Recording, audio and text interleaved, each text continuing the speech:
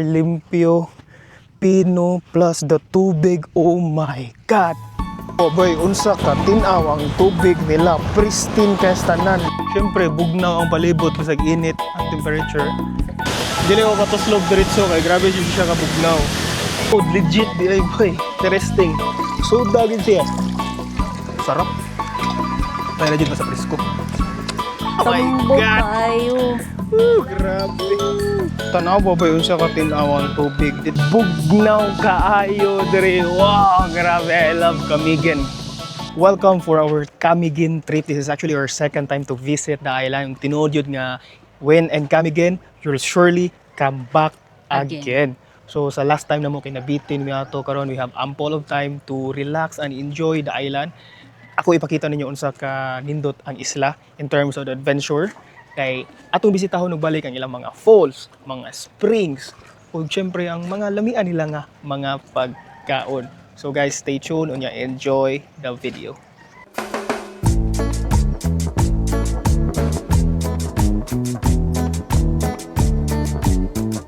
Alright, we've just landed in Camiguin. Let's go! Alright, we've just arrived dire and yes, naisundo from Camiguin Tourism. Salamat kayo. So guys, mo ni ang Villa Paraiso. Medyo classic ang style sa lang room, no? So mo ni nani may duha ka beds, na ay refrigerator, 2 doors kayo, na ay TV, na ay balcony diri, and syempre fully air conditioned. Asad. Plus yes, very spacious nga comfort room. So karon bay natas sa Pedros. This is our first day diri sa Camiguin and akong i-dokumenta na namo mga tuan, mga kananan nani sa poblasyon Camiguin. Look at the scenery here. Kastila gyud nga style sinauna ingana ang datingan diri. Look at the chairs, may mga kapis nga mga design and mao nilang menu diri bay. Tanawa. All right. And yes, this is hosted by Camiguin Tourism.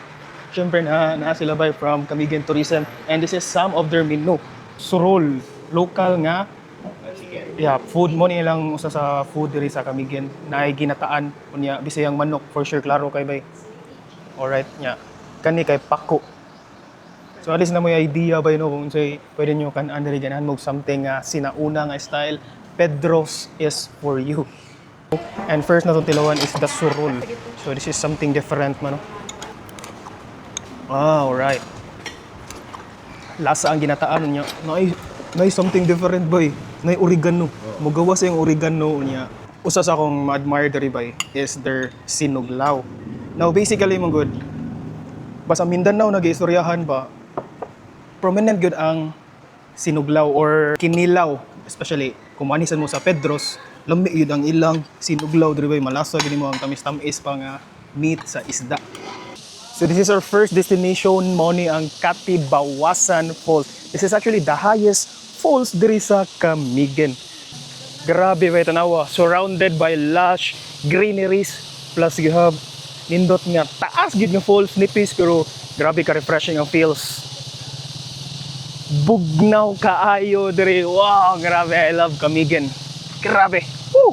Second time nga makaari pero still so amazed with this view. So this is the Katibawasan Falls. Ang height ano niya ba is actually approximately 70 meters by and mo na ang pinakataas na falls diri sa Camiguin nani siya sa municipality of Mambahaw bay. Grabe kabugnaw ang tubig diri nya mga bato mong tinagid siya. Wa jud magdugay og ligo tungod sa kabugnaw. Entrance fee there is 75 pesos. So we're heading to White Island by mo nitong sakyan nga boat. Mo tong isla.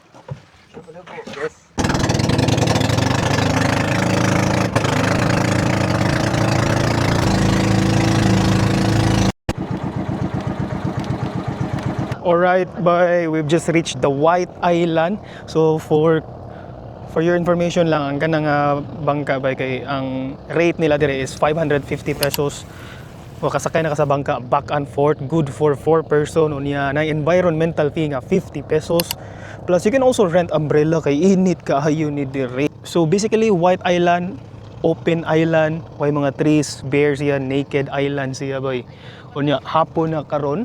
So basically mas nindot day kung mula agre og hapon kay mingaw masolo ninyo. Not basically masolo pero ma-enjoy ninyo kay mingaw man ang White Island. So tanawa unsa ka kanindot ang sun by clear, limpyo, pino plus the tubig. Oh my god. Perting tinawa, peaceful kaayo. Grabe. Plus dira nga side makita nimo ang Volcano Island, mao na ang Camiguin gyud nga island. Tanawa unsa kadagko sa mga mountains, that's actually volcano bay.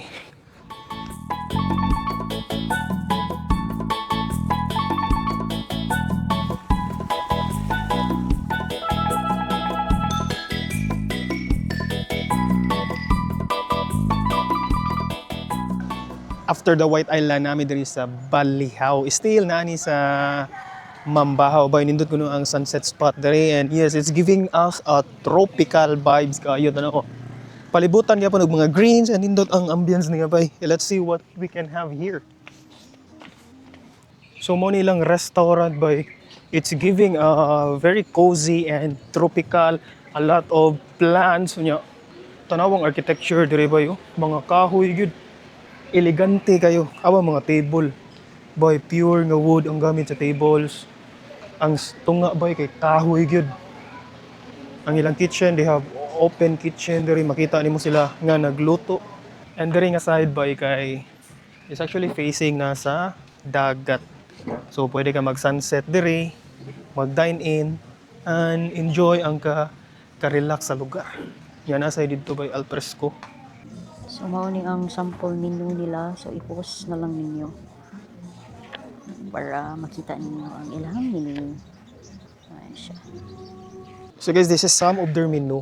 Grabe sila ka-creative. Tanawa ilang mga pagkaon ha. So just a simple order ka og belly nila. Pero grabe kanindot ang plating. Yang rice budget black. Na sila sate. Na mga tanawa ilang kuan bay. Chicken inasal. Naapay on top nga pako. Creative kayo ilang mga menu as you can see. Unya nindot kayo ilang mga plating. So must try sa ni siya in Camiguin if you want something different of the menu. Diri sa Ubos bay, they have nindot kayo ang pool nila. It's facing the beach. Unya bay nindot kayong sunset tree, grabe. They actually have accommodations here na sila yung mga villa. And mao na kung giingon ninyo bay nga na ay mga bato-bato. Tanawa mga bato-bato. Dagko kayong bato. Usually this is the seaside area yun sa Camiguin. Identical kay Blackstones ba, mga lava na naklaro kasi tanan pag erupt sa volcano niya. Ang ani kakalma ilang dagat. Yan nindot yung sunset nila. Nindot sa nga resort actually. Alright, it's our day 2 here. So first off by is mamahaw sa ta. So we actually have a free breakfast. However, ganahan may take out lang pahimo rami o boiled egg kay mga ona sad mi unya for sure. This is the takeaway breakfast. And yes, it's 8 a.m. mo nang van bayo. Sayo kaya mo van. On time kayo. So karon kay na ay falls plus na ay mga springs. Alright, let's go. And this is the Sunken Cemetery bay. So basically, you don't leave Camiguin kung di mo mabisita ni nga area.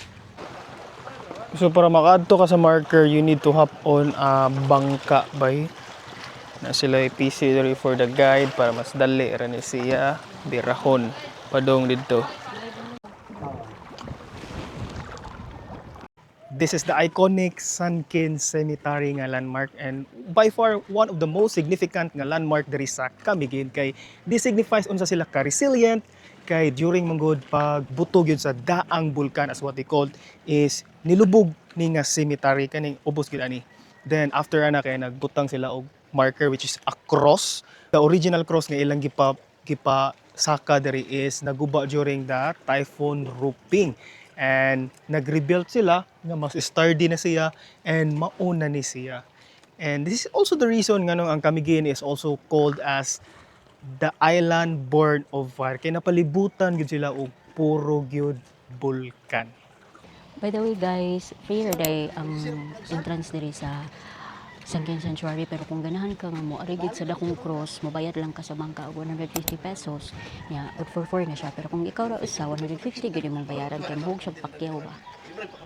So dere guys kay nasa daghang baligya nga mga souvenirs, daghang kapilian, daghang mga stores nga namaligya. So kung ganahan mo palit og souvenirs like ani. So boy, here's a history sa Mount Vulcan eruption. We're actually here sa old ruins nata sa town of Catarman. Mo ni ang Giob Church. So pagbuto sa bulkan katong pag May 13, 1871, syempre na-submerge na ni siya nga church. Tanawa ba mo? Tanawa ra kung kilid niya. Makita ninyo sa kilid, kita mo ng ark. Sumura siya ka ng sa Paway Church, mga karaan nga simbahan. Ingana iyang design same kaayo niya. Gubo na gini siya ba? Ingani siya kalapad. It's made of corals. Unya, katunga na lang gini ang nari sa babaw, nagpabilin kay na submerge mo gid siya. So karon kay historical site sad gid. Nya nakanindot lang ani ron kay covered siya with lush gid nga trees.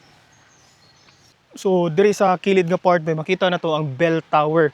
Tanawa, mubo na lang na siya. This is also a mark nga na cut into half gid na submerged gid siya kanawa mubo na lang gid no. Bell tower supposed to be tag-as kayo, and that one is actually the convent. Oh boy, you can only imagine unsa sila ka detail mubuhat sa una no nya, bricks baga kayo. Unya usa ginestimailan gyud nga it's actually made of corals. Oh, tanawa ni ingana ka abunda ug ingana grabe ka hard work ang architecture ug ang work sa pag-build ani nga mga simbahan before. Tanawa ba you can only imagine ba unsa kataas ang nitabon niya. Ingana siguro kadaghan ang patay, ingana kadako ang destruction. Mao ni ang Santo Niño Cold Spring. Usa sa known nga cold spring diri sa ilang isla. So mao nilang rates diri by 75 pesos ang entrance fee sa gawas kayo daghan kay mga namaligya nga pwede mga sanina or anything nga kinahanglan pa ninyo nya. Diri pa lang awa bay. Grabe gid ka tin-aw so far. Daghan gyud siya mga levels. Sad asa ka mga mini pools nya tin-aw gyud kaayo. So this is what you can expect here by na mga cottages, pwede ka makapili. And yes, this is the main pool by dako kayo. Awa. Swerte jong tin-awa. Perfect yung tig-init. Na, lami jud gini diri. Alright, by we're tasting that Camiguin nga Lanzones. So Camiguin is known for its Lanzones. In fact, na sila yung Lanzones Festival niya. Usa sa significant gid daw para mailhan ang Lanzones diri. Ilahang Lanzones is dapat na ay soom. Mo yung black nga ants. Unya by ang Lanzones nila diri is syempre dili gina siya all year round na season. It comes in September to December. Nya karon kay unsa pa man daron? June. May to June pa. Kani mga bag-o ba jud di pa jud ni mao ang season nila pero at least na sila Lanzones sila ha. Now I've been tasting Lanzones even in Cebu. Nya lain-lain nga part ang moabot dito na from Mindanao nya, na from Luzon.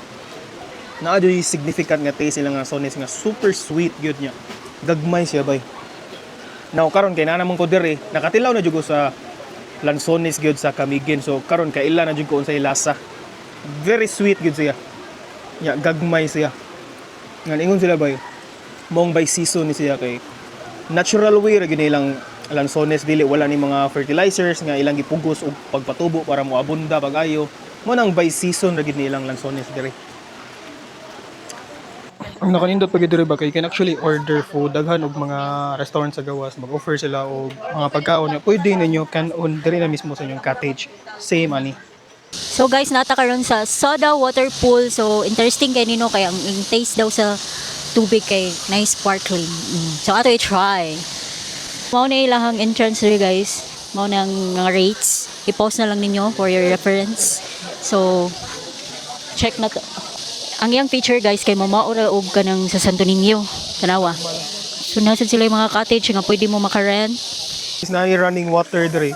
This is mao kuno ni ang soda water. So mao kuno ni ang water nga same diri sa natural pool nya. Kani nga part bagay pwede tilawan. Lawan na to. Wow. Now, if you taste sparkling water like the sweeps, mao yung flavor bay. Sparkling water. So basically mao gina, so kung wala mo nakatila og sparkling water, mura siya og like Coke, Sprite nga no flavor. That's it. Tinuod legit di ay boy. Interesting. Soda gid siya. Ano siya, mura ko nag naingani yang mong na siya sparkling effect kay na mga volcanic activity something ba. Wow, interesting. Lahi. Karon bay nata sa Tuwasan Falls di sa Municipality of Katarman. Tanawa unsa ka kusog sa agas sa falls ang ni-welcome nato. And this is more natural iyang scenery. Look at this. Oh my God. Bugnaw kayong feeling kay surrounded yun siya with trees ba niya. Ang nakanindot pag yun kay tanawa na yung mga cascade sa mga dagko kayong nga bato niya. Na level gamay, ganahan ka mag-dipping pool dira. Natural kaayo. Tinaw pa dito boy. Look at this. Ali. This is the water here. Grabe ka refreshing. Actually, grabe ka bugnaw. Hindi din ka makatuslog diretso. And yes, tinaw kayo siya. Din ko siya malubog kay mga bato-bato ba niya, mga boss boy. It's very refreshing, promise. Oh my God. Ice cold. Dili ko katuslog diretso. Kay grabe siya kabugnaw. Surrender. Dire nga side by kay mga pangbata ni dire. Tanawa. Dipping pool. Pwede ma-enjoy mga kids ninyo dire.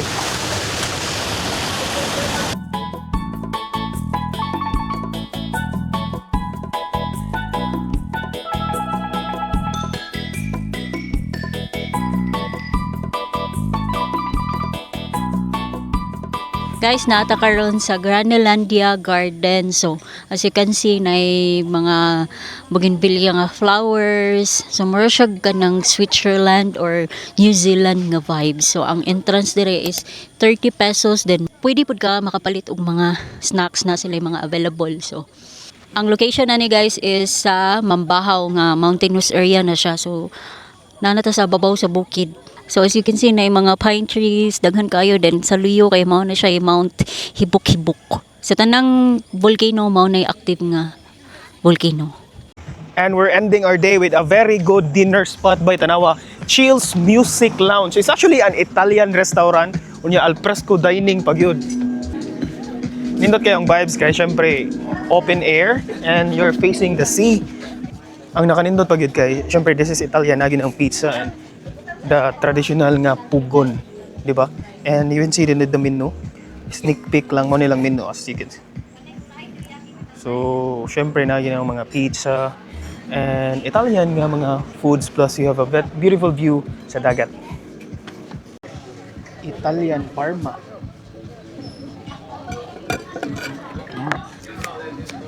Sarap.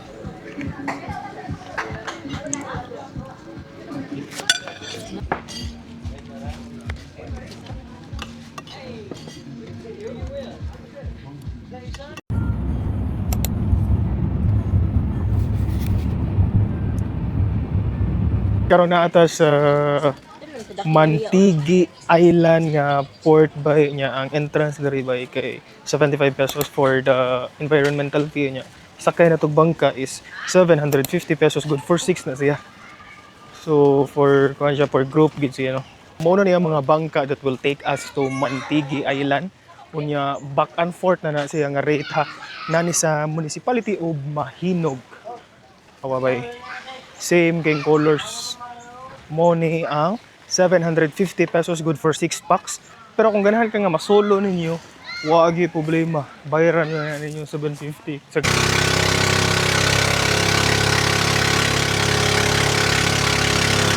And so, this is Mantigi Island.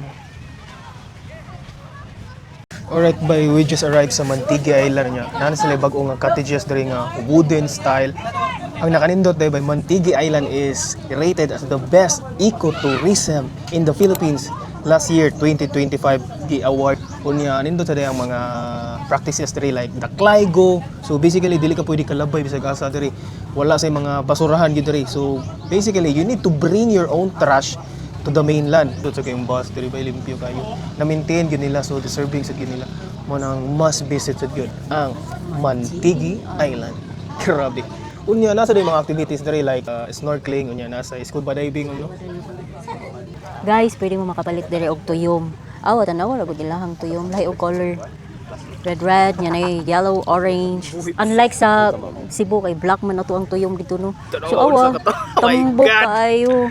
Grabe. So, i-try na to siya. Tayo tagsuga. Pasa itong tubig. 300 rin ako sa kapaldi. Pero pwede ra makapalit og by piece daw 50 pesos, so mas makasave mo kung isa ka balde kay mahug na lang siya tag 30 kay 11 man kabuok ang sud.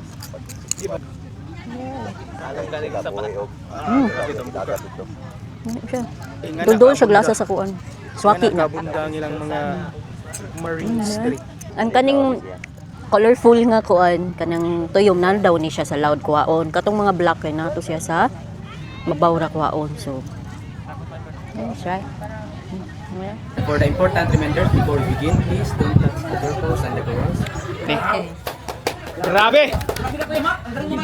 So, bay, makikimingli si Kuya Mac. Pero bitaw, mag-snorkeling. May tao na to ang marine sanctuary diri sa Mantigi Island. So, nasa yung mga turtles daw diri bay. Buhay kayo. Siyempre, life jackets and snorkeling set.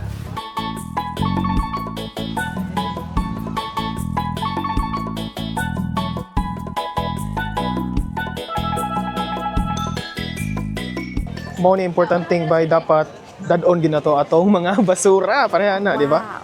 Clygo ni diri niya. We've just finished our snorkeling. Grabe kalingaw, nalingaw kay mi bay kay nindot kay ilang mga perting dakuha sa turtles nga mo nakita. Wala na binagdao GoPro for underwater, pero makaingon ko nga must try kung mani mo mantigi, try ninyo yung snorkeling. Grabe ka abunda ilang marine sanctuary. Malingaw gid mo sa mga corals, protected gid siya nya. Daghan gid kay klase nga isda inyong makita.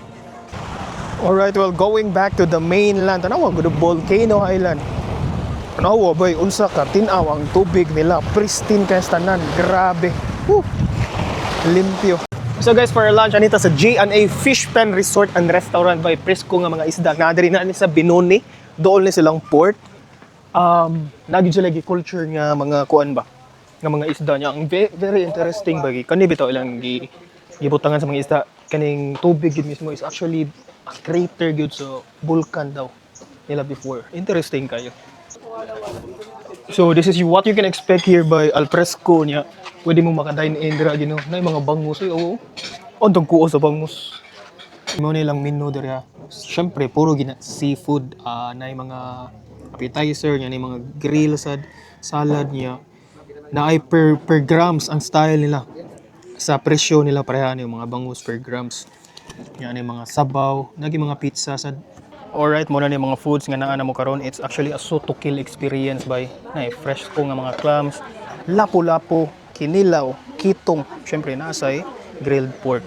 Boy, nindot na diri try tani. Okay, let's go. Syempre ba tilawan na to una Esther kinilaw, klaro kay presko kay color. And syempre nasay clams, kinilaw. Yan ay gamay nga gata. Something sweet. Sarap. Dahil na dyan ba sa presko? Ganun kag mga shells. Taraw. Nana dere. Sulit. Nice. Save na ninyo. Kanindo dere kay na may sobrang pandesal ganina. Pwede naman sila pakanon tanawa. Let's go. Awa na. Boom! So by atong bisitahon ang breeding area sa G&A Fish Pen. I'm so grateful ba. Diri ko na ako makakita og grabe kadagko nga mga bangus. Tanan na to nilang tag 30 kilos, liman ka 30 kilos. Let's see. So, grabe ka interesting na ako diri sa ilang breeding area ba tanawa ha. O di ba? Na ako diri sa ubos. Dagko gid sila ba tanawa ha. 1 2 3 tanawa. Di ba? Legit dagko kay nga bangus bro. Ah, grabe. Nabjo yung mga white. Olo. Na yung mga klase ba nga na yung white? So, grabe. I'm so happy kay this is my first time nga makakita og ato kadako nga bangus. So, by mo ni ang Katungan Park Boardwalk diri sa Municipality of Mahinog. Actually, by hunas lang ni ron pero dagko sa kayo ilang mangroves diri. Look at this tree. Lahing klase, I don't know, bisor lahing klase ang mangroves diri dili pareha atong usual na makitaan nga nigpis na yung mga trunks kilid awa bay punuan gud mismo. Pero ting dagkuha. Look at this. Hunas lang siya pero yung ana gitanawa, massive kaayo. Syempre bugnaw ang palibot basag init ang temperature kaya napalibutan man tawag mga trees. Nindot gud siya. Relaxing kayo vibes. Woo, look at this.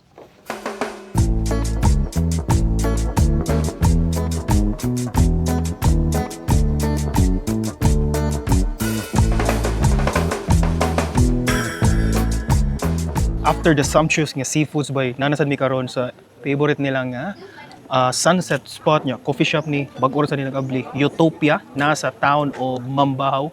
Nindot kayong view dire bay, daghan kuno kinig tao dire sa padung na sunset. Vantage point pungod kayo at makita nimo ang view gyud sa ilang town dire niya.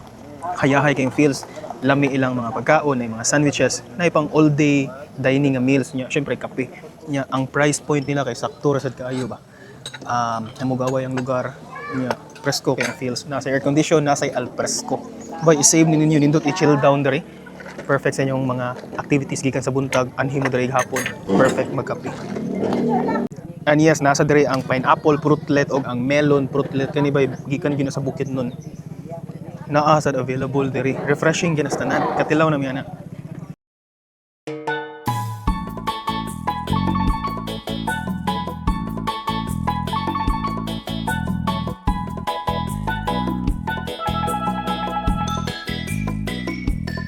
Alright, it's time to check in. This is our last night diri sa Camiguin. So karon by balhin mi sa Paras Beach Resort. Tara.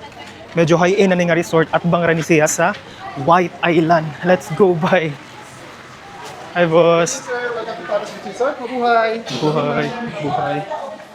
Pa-register na sir. Okay. Alright. Room tour gamay. Nindot ni diri. Na sila yung swimming pool. Medyo nindot gud ang feels diri bay, buhi kay ba lively. Unya nindot ang ilang place na sila swimming pool, na ay bar, and this is a room. Quick room tour lang. Karaan siya pero convenient siya, limpyo, humot. And this is what you can expect kani queen size bed. Unya na nindot ni kay na ay safety deposit box. Mo sa pinaka-importante, mga drawers na ay kuan, mini refrigerator, nga naa na say mga stocks nga pwede mo makakuha. No, pero syempre bayad ni. And tanaw na itong bathroom.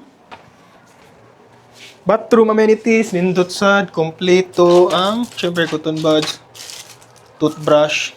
That's it. Mo na yung ma-expect sa Paras. Gwapo ilang room.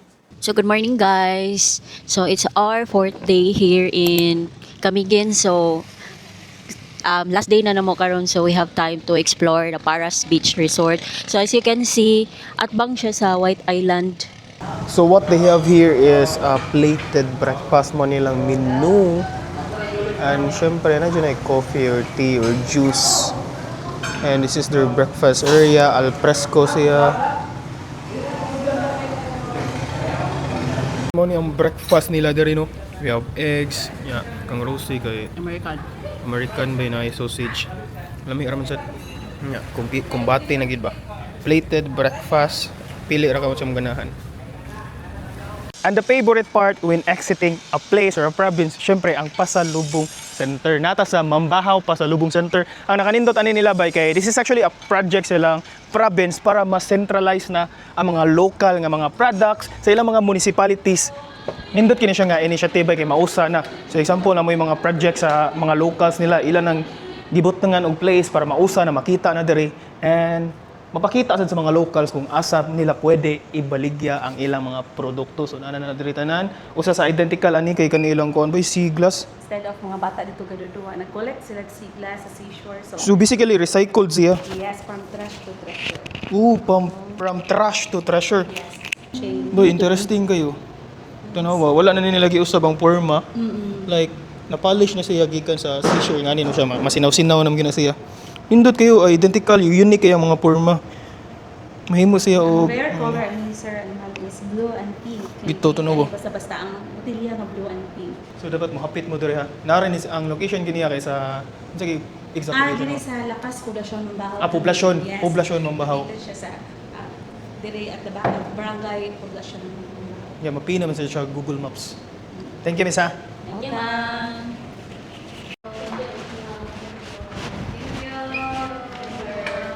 Alright, that's all for our Camiguin trip. Salamat kayo sa pagtanaw. We really enjoyed our second trip diri sa Camiguin. Grabe gid nga isla. Naanay gid niyang mga for adventure nga mga butang, na ay dagat. Na ay falls, na ay mga springs, dapat yun sila yung mga bukid niya. Nindot sila mga bukid sa diri na mga pine trees yun. Kunya, don't forget to subscribe para mapatuloy niya ang among mga travel videos diri sa YouTube. Salamat kayo sa pag-support.